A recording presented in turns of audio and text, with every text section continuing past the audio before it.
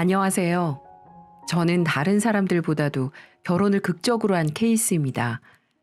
저만큼 운명적으로 결혼을 한 사람을 아직까지도 보지 못했을 만큼 자신 있게 특별한 인연을 통해 지금의 남편과 시댁을 만났다고 말할 수 있는데요.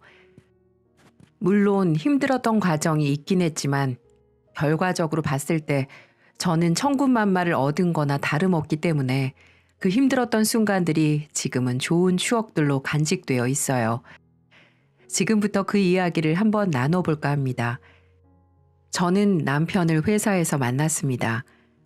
남편은 본래 전라도 출신이지만 서울에서 성공을 하고 싶다며 공부를 열심히 해서 상경한 케이스였어요. 저 역시도 고향이 서울은 아니었지만 대학교를 서울권으로 들어가게 되면서 자연스럽게 정착을 하게 되었죠. 저희 부모님은 두 분 다 포항에서 직장을 다니고 계시면서 몇십 년째 알콩달콩 오순도순 잘 살고 계시고요. 그 모습을 보며 저도 항상 두 분처럼 결혼해서 살고 싶다는 생각을 많이 했는데요. 그런 사람을 정말 운명적으로 만날 수 있었습니다. 저는 회사에 사원으로 들어갔고 대부분의 사내 연애가 그렇듯 제 선배이자 사수로 있었던 사람을 지금의 남편으로 만나게 되었죠. 훤칠한 키와 준수한 외모로 처음 보자마자 저의 눈길을 사로잡았는데 그런 사람이 저의 사수라니 속으로 정말 땡큐를 외치게 되더라고요. 겪어보니까 성격도 자상한 편이었어요. 첫날부터 시작해서 업무를 가르쳐 줄 때 제가 아무리 답답하게 굴어도 화 한 번 내지 않고 차분하게 잘 알려주는 모습에 또 한 번 반하게 되었어요. 하지만 우리 남편 이게 전부 다 계획된 거였더라고요. 남편도 처음에 저를 보고 마음에 들었었는지 속으로는 부글부글 끓는 걸 몇 번이고 참아가며 저에게 친절하게 대했다고 나중에 고백을 하던 거 있죠. 지금은 싸울 땐 얼마나 화끈하게 잘 싸우는지 모릅니다. 대신에 화해하자며 먼저 다가오는 것도 저에게 늘 애교를 피우며 사랑스럽게 대해주는 것도 모두 저희 남편이에요. 사실 저와 남편은 나이 차이가 좀 있는 편이거든요. 저는 공부를 좀 길게 하다가 28살이라는 나이에 회사로 들어가게 되었는데 그때 남편의 나이가 37살이었으니까 9살 정도 차이가 나죠. 그래서 정말 저를 동생처럼 생각하면서 자상하게 대해주더라고요. 그런 남편이었기에 저희는 급속도로 가까워졌고 서로 처음 만나게 된 지 3개월 만에 연애를 시작하게 되었고 2년도 채 안 되어 결혼까지 약속을 하게 되었습니다. 하지만 결혼 이야기가 나오기까지 저희 둘 사이에서는 이야기가 아주 순조롭게 마무리되었지만 가족 간의 양가 허락을 받는 상황에서 정말 예기치 못한 난관을 맞이하게 되었어요. 당시 남자친구였던 남편과 결혼 이야기를 둘이서 거의 마무리하는 단계에서 그가 저에게 조심스럽게 이야기를 해왔습니다. 미연아, 있잖아. 우리 이제 본격적으로 양쪽 부모님도 만나 뵙고 결혼 허락도 받아야 하는데 그 전에 너한테 미리 해둘 얘기가 하나 있어. 오빠. 무슨 이야기인데? 그게 실은 나는 정말 지역 감정 이런 거 전혀 없거든. 너도 알잖아. 나 평화주의자인 거. 나는 네가 어떤 사람이든 어디 출신이든 그런 거 정말 하나도 상관없는데 우리 아버지가 좀 특이하셔. 오빠네 아버님이? 어떠시길래? 그게 내가 전라도에서 태어난 거 잘 알고 있지? 우리 아버지가 전라도 출신이거든. 원래 우리 아버지도 지역 감정이 특별하게 있으셨던 것 같진 않은데 젊은 시절에 서울에서 사업하시면서 좀 경상도 사람한테 된통 당하신 것 같더라고. 아버지도 나처럼 서울에서 성공해보겠다고 대학교를 서울로 오면서 꽤 오래 머무셨는데 30대쯤 경상도 사람하고 동업하면서 삐삐 사업을 좀 벌이셨었나 봐.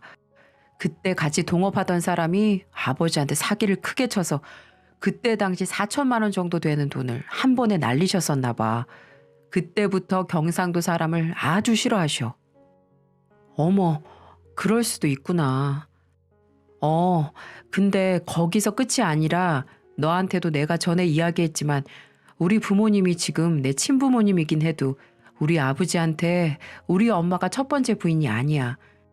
또 공교롭게도 처음에 결혼했던 분이 경상도 사람이었나 보더라고. 너처럼 경상도 포항 출신이었는데 그 여자가 결혼해서 얼마 안 돼가지고 바람이 나서 도망가 버린 바람에 좀 안 좋게 이혼을 하셨어. 그래서 그때부터 우리 아버지는 경상도 사람이라면 상종도 안 하시고 그 지역 쪽으로는 볼 일도 안 보실 정도로 굉장히 싫어하셔. 어머, 어떡해. 오빠, 나 포항 출신이잖아. 우리 부모님도 두 분 다 아직도 포항 계시는데 어떡해? 그래서 내가 하는 말이야. 아마 우리 아버지 진짜 심하게 반대하실 거야. 고집도 엄청나신 분이거든. 아마도 우리 한 번에 허락 못 받을지도 몰라. 근데 내가 노력할 거야. 나는 정말 너 아니면 안 되고 너랑만 결혼하고 싶어. 그러니까 우리 아버지가 어떤 반대를 하시더라도 나 믿고 같이 가줄 거지? 조금도 예상하지 못한 남자친구의 이야기에 당황했던 건 사실이었지만 저는 그것까지도 다 감당할 수 있을 만큼 오빠를 사랑했기에 모든 걸 다 함께 감당하기로 결정을 내렸어요. 그리고 정말 떨리고 긴장하며 오빠의 부모님을 만나 뵙는 날까지 준비를 많이 했습니다. 최대한 예뻐 보이기 위해서 제일 참해 보이는 옷을 입고 좋은 것으로 선물을 사서 시댁 부모님이 운영하고 계시는 전주의 큰 식당으로 찾아갔어요. 아, 참고로 예비 시아버님은 첫 번째 부인과 이혼 후 곧바로 본인의 고향이신 전라도로 내려가셨다고 합니다.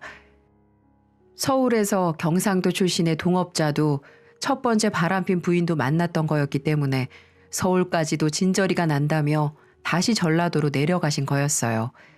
그런 사실들을 다 들은 채 예비 시댁을 찾아가는 길에 남자친구는 일부러 찾아오지도 못하게 할까봐 제가 경상도 출신이라는 사실을 완전히 숨긴 상태였고 저 역시도 그 방법에 동의를 한 상황에서 저희 둘은 떨리는 마음으로 손을 꼭 붙잡고 도착을 했어요. 도착하자마자 식당으로 들어서니 다정한 남자친구의 성격은 시어머니에게서 물려받은 건지 어머님은 저를 너무너무 반갑게 맞이해 주시더라고요. 어머, 아가씨가 우리 준태 여자친구예요?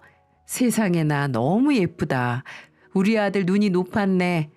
서울에서 여기까지 오느라 고생 정말 많았어요. 아니에요, 어머님. 준태 씨가 워낙 운전을 잘해서 저는 옆에서 편하게 왔어요. 만나는 동안 한 번도 찾아뵙지 못해서 정말 죄송했어요. 아유, 그게 무슨 말이야. 젊은 사람들 바쁘게 사는 거 다 아는데 뭘. 게다가 서울에서 직장 생활하려면 얼마나 더 바빴겠어. 그런 걱정은 하지 않아도 되니까 편하게 생각하고 오늘 저녁 맛있게 먹고 가요. 네, 정말 감사합니다, 어머님. 그래요. 아가씨 이야기는 준태에게서 많이 들었어요. 일단 들어와 앉지. 네, 아버님 감사합니다. 저희 둘은 일단 식당 한쪽에 개별실로 마련되어 있는 곳으로 들어가 예비 시부모님과 저와 남자친구 이렇게 4명이 자리를 잡고 앉았어요. 그리고는 미리 준비를 해주신 음식을 먹으려고 하는 찰나 등에 식은땀이 날 만큼 긴장되는 순간이 예상보다도 더 빠르게 찾아왔어요. 지금 서울에서 둘이 같이 직장 생활한다고? 네, 맞아요, 아버님. 준태 씨가 제 직장 선배로 있으면서 도움을 많이 줬거든요. 그럼 아가씨는 서울 사람인가? 부모님도 다 서울에 계시고? 아버님은 저희가 예상했던 것보다 훨씬 빠르게 제 출신에 대해 물어보셨고 그로 인해 저희 둘 다 크게 당황을 했습니다. 아, 그게 저는 눈치를 보며 쉽게 말을 뱉을 수 없었고 저의 상태를 바로 체크한 남자친구는 아주 당당한 말투로 아버님에게 사실을 고했어요. 아빠, 실은 미연이 포항 출신이에요. 미연이네 부모님 두 분 다 포항에 계세요. 근데 저 먼저 두 분 만나 뵙고 왔는데 두 분 다 정말 좋으신 분들이고 미연이도 마찬가지예요. 제 인생에 미연이 같은 사람 다시는 못 만나요. 그러니까 결혼 허락해 주세요.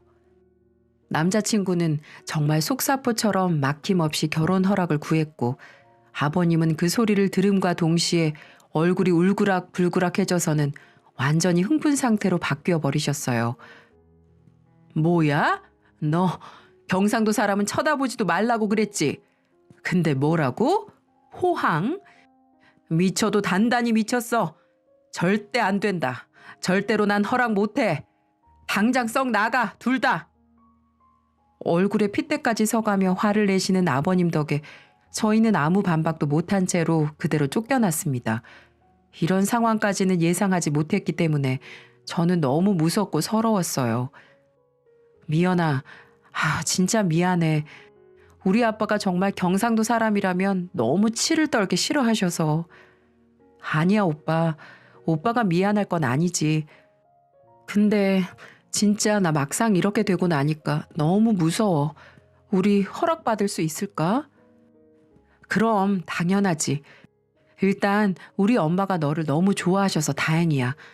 그래도 우리 아버지 엄마 말씀이라면 좀 들으시니까 금방 설득할 수 있을 거야. 다행히도 어머님은 아버님과 달리 지역 감정이 전혀 없으셨고 오히려 저를 너무 마음에 들어 하셨기 때문에 저희 둘의 결혼을 응원해 주셨어요. 그리고 아버님을 설득하는데도 같이 도와주겠다고 하셨고요. 그래서 아예 가망이 없는 건 아니다라는 생각에 마음이 놓이려 할 때쯤 갑작스러운 순간 더욱더 저를 절망에 빠뜨리는 일이 벌어졌습니다. 예비 시부모님께 결혼 허락을 구하러 다녀오고 쫓겨난 지 며칠 뒤 갑자기 모르는 번호로 전화가 왔어요. 여보세요?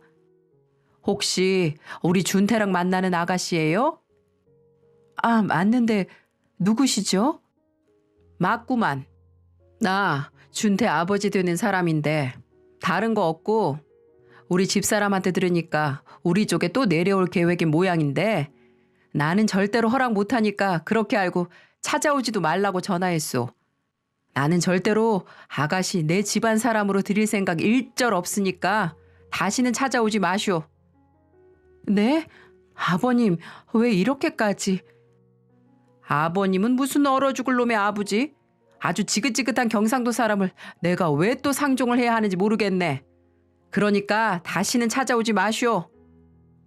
다짜고짜 전화해서는 버럭 화를 내시고는 절대로 결혼 허락할 생각 없으니 다시는 찾아오지 말라고 하시는 아버님의 전화를 받으며 저는 그 자리에서 눈물을 뚝뚝 흘렸습니다. 그때가 회사에 있을 때였기 때문에 제 옆자리에 있던 남자친구는 모든 내용을 전해 들었어요. 화가 난 제 남자친구는 되려 포기하기보다는 매 주말마다 본인의 부모님이 계시는 전주로 내려가 아버지와 싸웠습니다. 그때는 저에게 또 모진말을 하실까봐 저는 아예 데리고 가지도 않았고요. 그렇게 하니까 아버님은 오히려 전화로 또 저에게 독서를 퍼부으시더라고요. 네, 그렇게 안 봤는데 역시 경상도 출신이라 그런지 영악한 구석이 있어. 어디 내세울 게 없어서 남자 내세워서는 때를 피우고 있는가? 내가 절대로 안 된다고 했지? 영악한 것이 어디서 감히 내 아들을 꼬드겨가지고 말이야. 저는 태어나서 처음 듣는 모욕까지도 전화를 통해서 들어야만 했어요. 사태가 여기까지 오니까 제가 정말로 이 결혼을 해야 하나 싶더라고요. 하지만 그럼에도 불구하고 계속해서 노력하는 남자친구와 예비 시어머니를 보면서 저도 마음을 다잡을 수밖에 없었습니다. 이렇게까지 아버님이 독서를 퍼부으신 걸 남자친구가 전해 듣고는 화가 정말 머리 끝까지 나는 게 보였지만 오빠는 방법을 바꿔보자고 했어요. 이번에는 가서 싸우는 게 아니라 저라는 사람에 대해서 하나하나 다 보여줄 작정이라고 했습니다. 얼마나 괜찮은 사람인지 보여주면 아버님도 분명 마음을 돌리실 거라면서요. 물론 이번에도 저는 내려가지 않았고 오로지 오빠 혼자 내려가서 모든 계획들을 실행해 나갔어요. 그리고 그 효과가 먹혀들었는지 몇 주가 안 되어 예비 시아버지로부터 또 한 번의 전화가 왔습니다. 그런데 그 전화는 그 전에 전화했던 목소리하고는 다르게 차분하게 조심스럽게 이야기를 하시더라고요. 좀 의아했어요. 다짜고짜 제 친아버지 이름을 물어보시더군요. 그리고 나서 정말 세상에 이런 일이 있나 생각이 들 정도로 기가 막힌 일이 벌어졌어요. 여보세요? 아버님 안녕하셨어요? 미연 씨, 혹시 아버님 조남이 어떻게 되시나? 네? 저희 아버지요? 그래, 자네 아버지 말일세. 나 지금 가슴이 터질 것 같으니까 조남이 어떻게 되셔? 저희 아버지 조남은 김무자 진짜 되시는데요. 뭐라고? 아버지가 김무진이라고? 확실해? 네, 정말이에요. 근데 무슨 일 때문에 그러시는지 여쭤봐도 될까요? 그래, 미연 씨, 당장 이번 주말에 준태하고 전주로 내려오게. 내가 만나서 할 얘기가 있으니까 꼭 내려와야 되네. 그렇게 알고 전화 끊겠네. 놀랍게도 아버님은 저희 아버지의 성함을 듣자마자 한동안 아무 말도 못 하시더니 갑자기 목에 메이는 것 같았어요. 그리고는 급하게 전주로 내려오라고 말씀을 하시고는 끊으셨고요. 어찌된 영문인지 이해가 되지 않았던 저는 바로 남자친구에게 아버님께 전화를 해서 무슨 영문인지 알아보라고 했습니다. 그렇게 연락이 온 남자친구의 말을 듣고 왜 저는 아버님께서 그렇게 말씀하셨는지 알 수 있었죠. 그건 제 카카오톡 프로필에 저와 친정 부모님이 같이 사진을 최근에 올려놨었는데 그걸 보시고 제게 전화를 한 거였습니다. 하지만 왜 그렇게 먹먹해 하시면서 물어보셨는지 남자친구도 알 수가 없어서 저희는 주말이 오기만을 기다리며 새벽까지 준비해 아침 일찍 전주로 출발했어요. 그리고는 그날 저희는 믿을 수 없이 얽혀있는 인연에 놀라움을 금치 못했어요. 아버님, 저희 왔어요. 그래, 우선 오느라 고생했네. 우선 여기 앉고. 미연 씨, 아버지 성함이 정말 김무자 진짜시라고 했지? 네, 맞아요, 아버님. 근데 저희 아버지는 왜 자꾸 물어보시는 걸까요? 미안하네. 미안해. 내가 몰라봐서 정말 미안해. 다시 한번 닭똥 같은 눈물을 흘리며 한참을 눈물을 흘리시던 아버님은 한참 만에 진정을 하시고 놀라운 이야기를 설명해 나가셨어요. 그 이야기를 듣고 세상에 이런 인연도 다 있구나 싶었습니다. 시아버지는 어렸을 때 갑자기 집안 사정이 기울기 시작하면서 아주 가난한 시절을 보내셨다고 하셨어요. 집이 힘들어질 무렵에 전주에서 홀로 하숙 생활을 하고 있었는데 하숙비도 못 낼 처지가 되다 보니 거의 강제적으로 나갈 위기에 처하게 되셨대요. 그때 어떤 꿈도 펼칠 수 없었던 캄캄한 삶에 한 줄기 빛이 되어주신 분이 바로 그 하숙집의 주인 아주머니라며 이야기를 이어나가셨어요. 하숙집 아주머니는 처음부터 그들의 사정을 알고 흔쾌히 방을 내주었고 어려운 걸 알았기 때문에 하숙비도 일체 받지 않았다고 합니다. 심지어는 밥 한 끼도 제대로 먹을 수 없을 때 생활비까지 방문 아래로 넣어주며 살려주셨다고 해요. 그때 그렇게 천사처럼 도와주신 하숙집 아주머니 아들이 바로 김무진, 제 친정아버지라고 했습니다. 이뿐만이 아니었습니다. 이제 대학교에 들어갈 무렵 시아버지의 아버님 되신 분은 생활비도 없는데 대학 등록금이 어디서 나냐고 그냥 공장에나 들어가 돈이나 벌어 가족들 먹여 살릴 생각이나 하라며 으름장을 내놓으셨다고 하셨습니다. 그래서 그때부터 조금 방황을 하셨다고 했는데 그걸 붙잡아 준 것도 그 하숙집 아주머니라고 하시네요.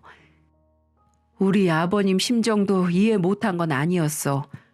나 말고도 내 밑에 4명이나 자식들이 더 있었으니 그럴 수밖에 없었겠지. 그래서 하숙집 아주머니한테 그동안 고맙고 감사했다면서 당분간 학업을 포기하고 공장에 돈을 벌러 가야겠다고 하니까 아주머니는 곧바로 그렇게 말을 하는 나를 뜯어 말리셨어.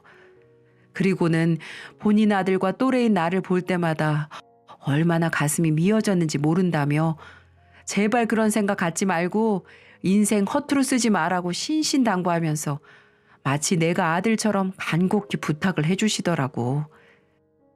그 말을 들으니 참 어디서 그런 폭포수 같은 눈물이 났는지 모르겠는데 그 자리에서 아주머니 팔을 붙잡고 한참을 울었어.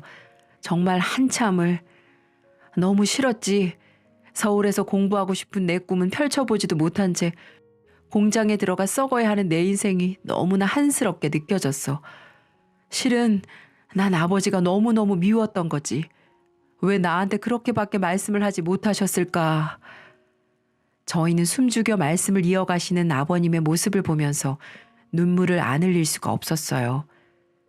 한참을 그렇게 아주머니를 붙잡고 울고 나니 좀 속이 후련하더구만. 근데 거기서 더 나를 미치게 한 게 뭔지 아나? 아주머니가 글쎄 나보고 1년치 대학 등록금을 내줄 테니 서울 가서 공부를 하라더군. 그게 말이 돼? 내가 뭐라고. 난 단지 그 집에서 제일 작은 방 하나 얻어 꾸역꾸역 살아가는 하숙인일 뿐인데. 근데 사람이 참 염치가 없다는 걸 알면서도 그 말을 거절하기가 힘든 거야. 나한테 온 기회를 놓칠 수가 없었지. 그렇게 하숙집 아주머니의 제안을 수락한 시아버님은 곧장 서울로 상경을 하셨다고 합니다. 처음에는 1년치 대학 등록금을 내주신다고 하셨는데 어떻게 하다 보니 1년치가 아닌 2년치의 등록금을 도와주셨다고 했어요. 그뿐만 아니라 생활비도 꼬박꼬박 기죽지 말라고 도와주셨다고 하고요. 그런데 그 뒤로 믿고 싶지 않은 충격적인 일이 벌어졌다고 말씀하셨어요. 대학교를 졸업하고 직장을 구해 열심히 회사에 다니고 있는데 어느 날부터 하숙집 아주머니가 연락이 안 되더라고. 전화를 해도 받지 않았고 그래서 한 번은 꼭 내려가 봐야지 마음을 갖고 있었는데 그때 내가 돈을 빨리 모아서 사업을 하고 싶은 마음에 낮에는 회사 다니고 밤에도 일을 하고 다녔었거든. 그렇게 투잡을 하다 보니 마음처럼 안 되더라고. 그렇게 시간이 흐른 후 명절이 돼서 친가에 가기 전에 먼저 하숙집을 방문했는데 어찌된 일인지 하숙집 아주머니는 안 보이시고 처음 본 사람이 그 집에서 나오는 거야. 거기서 상황을 들어보니 하숙집 아주머니가 얼마 전에 암으로 세상을 떠나셔서 그분이 이 하숙집을 인수하셨다고 하는 거 있지. 바로 연락이 끊겼던 이유가 하숙집 아주머니가 세상을 떠나셔서 연락이 안 됐었던 거였어. 그때 당시에는 핸드폰이나 이런 게 전혀 없었기 때문에 나한테 연락을 해준 사람도 없었고 하숙집 아주머니 아들인 자네 친정아버지 무진이하고도 각각 떨어져 살았고 내가 살고 있는 곳은 오로지 하숙집 아주머니만 알고 있었거든. 그렇다 보니 무진이도 내게 연락을 하기가 힘들었을 게야. 하긴 내가 아주머니 가족도 아닌데 나한테 일일이 연락을 주기도 그랬겠지. 내가 진작 찾아뵀었다면 마지막 가시는 길 얼굴이라도 볼 수 있었을 텐데 난 그동안 아주머니가 암으로 투병하시는 줄도 모르고 살았어. 내가 정말 배은망덕한 놈이야. 은혜도 모르고 나 한번 잘 살아보겠다고 임종도 지켜드리지 못하고. 그렇게 말씀하시며 다시 한번 눈시울을 붉히셨습니다. 누구도 하숙집 아주머니에 대한 소식을 시아버님께 전해주지 못했기 때문에 장례식장도 지키지 못한 죄책감으로 또 그 자리에서 한참을 울다 오셨다고 하셨어요. 저도 시아버님의 가슴 아픈 얘기를 들으니까 눈물이 나오는 걸 참지 못했습니다. 바로 시아버님이 말씀하셨던 하숙집 아주머니는 제 친할머니셨기 때문이죠. 한 번도 얼굴을 보지 못했던 할머니의 삶을 시아버지께 들으니까 살아생전 정말 남한테 베풀면서 사시는 존경스러운 사람이었다는 걸 알고 마치 할머니께서 제게 이것으로 시집을 오라고 보내주신 것만 같았습니다. 이 모든 것을 전해들은 저와 남자친구 그리고 시어머님은 한동안 어떤 말도 할 수 없었죠. 이렇게 기가 막힌 인연이 또 있을까요? 아마 그 자리에서 모든 이야기를 전해들은 저희들은 모두 다 같은 생각이었을 겁니다. 인연 참 무섭다. 길고 질긴 게 사람 생명이라면 그 인연 역시 무시할 게 못 된다는 생각을 그때 처음으로 하게 된 것 같아요. 전 곧바로 식당에서 나와 아빠에게 전화를 걸어 이 모든 사실을 말했습니다. 제 전화를 받으신 아빠도 한동안 말이 없으시더니 이윽고 정신을 차리시고 빨리 시아버님을 뵙고 싶다고 말하였어요. 아버님, 저희 아빠도 아버님 많이 보고 싶어 하셨어요. 어떻게 살고 계시는지, 몸은 건강하신지 이것저것 다 물어보시더라고요. 그래, 그러자고 말을 건네주게 나도 정말 보고 싶다고 이렇게 40년 지나서 만나는구만. 그렇게 아버님과 시아버님의 극적인 상봉은 일주일 뒤에 만날 수 있었어요. 자네 태식이 맞나? 내가 아는 그 태식이 맞아? 무진이, 아이고 무진이, 정말 자네군. 정말 자네야. 두 분은 서로를 보자마자 너나 할 것 없이 바로 달려가 부둥켜 안았습니다. 두 분은 그 시절 애틋한 시간들을 생각보다도 더 깊게 보냈는지 한참을 서로를 놓지 못하고 껴안고는 우셨어요. 어떻게 된 거야 대체? 왜 아주머니가 돌아가신 거 나한테 알리지 않았어? 그게 나도 어릴 때라 상황이 여의치가 않았어. 알리고 싶었는데 자네가 어디 사는지 내가 어떻게 알았겠어. 그래서 우리 가족들끼리만 모여서 조용히 보내드렸지. 왜 돌아가신 거야 갑자기? 암이셨더라고. 우리도 너무 뒤늦게 알아서 치료도 못 해보고 바로 돌아가셨어. 우리 어머니 그 돌아가시는 순간까지도 가족들 이름 한 명씩 부르시더니 마지막으로 자네 이름도 부르시고 가셨어. 그래서 어머니에게 자네를 보여드리고 싶어서 자네 사는 주소를 물어보니 그냥 놔두라고 하더라고. 괜한 고생시키지 말라면서 마지막까지도 자네를 끔찍이 생각하고 가셨어.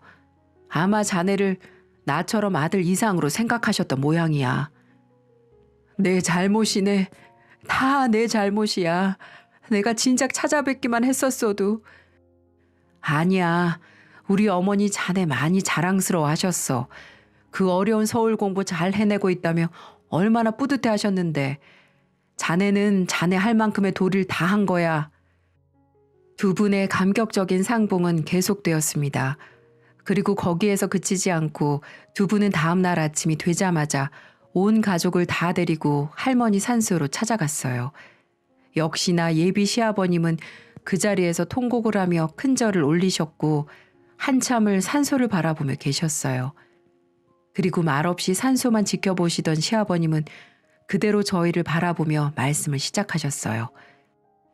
얘들아, 내가 비록 중간에 사기를 당해 악착같이 모은 돈 한 방에 다 날려버리긴 했었어도 지금 이 자리까지 올 수 있었던 건 다 이분 덕이었다.